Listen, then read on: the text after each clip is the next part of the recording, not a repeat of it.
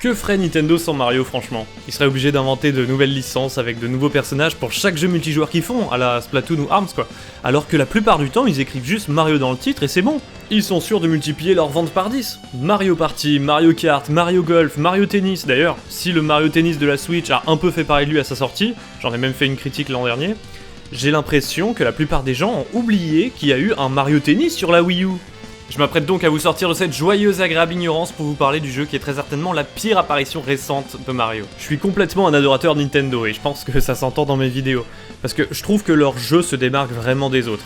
Alors même s'ils suivent certaines tendances de l'industrie, comme les portages faciles vendus au prix fort, je reconnais que leurs jeux ont une qualité de finition et une qualité tout court bien supérieure à la moyenne des jeux qui sortent ailleurs. Mais quelques rares titres viennent contredire la règle, et donc c'est aux côtés de Wii Music par exemple que vient se rajouter Mario Tennis Ultra Smash. Vous vous méfierez maintenant quand je vous proposerai de faire un Smash avec moi. Là vous vous demandez légitimement, comment fait-on pour vraiment se planter avec un jeu de tennis?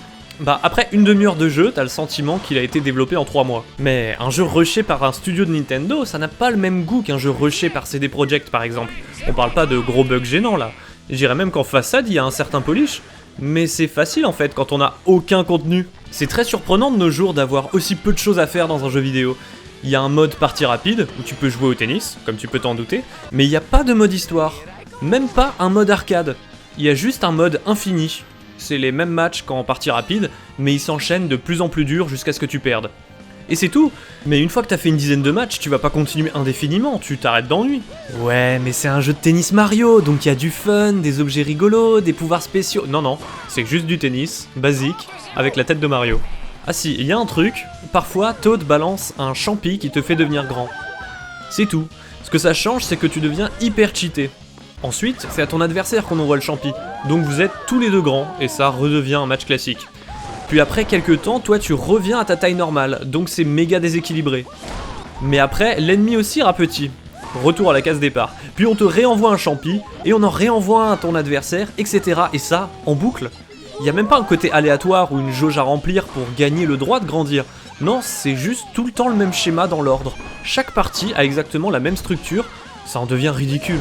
C'est absolument pas amusant, et c'est même très frustrant de jouer contre un adversaire géant poil aux dents. Là tu te dis c'est pas possible, même Mario Tennis 64 a beaucoup plus d'intérêt et de contenu, et les développeurs ont dû se dire la même chose en voyant qu'une fois la base du jeu codée, il leur restait plus que 4 jours avant la deadline pour envoyer le jeu en impression sur DVD. Donc ils ont brainstormé une matinée pour trouver une idée de mode supplémentaire qui leur demanderait aucun temps de développement, de debug et de test.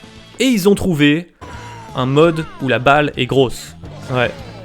Si vous vous demandez ce que ça change, c'est exactement ce que vous imaginez quand je vous dis que c'est un mode où la balle est grosse. Je comprends que Nintendo ait été pris de court, qu'aucun développeur tiers ne les soutenait sur Wii U, alors ils devaient eux-mêmes pondre un jeu en vitesse pour avoir quelque chose à sortir fin 2015. Mais j'arrive tellement pas à concevoir que Mario Tennis Ultra Smash, avec sa durée de vie d'1 heure, ait pu coûter 60€.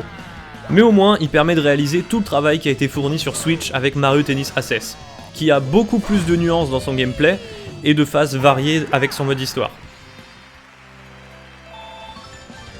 Si vous voulez que je sois connu, mettez un like et un commentaire, et peu importe ce que vous écrivez, de toute façon on va pas vous juger, mais un truc vrai quoi, genre tes vidéos sont trop bien, je te souhaite d'être riche et célèbre et de ne plus avoir de problème d'érection, enfin non je veux dire...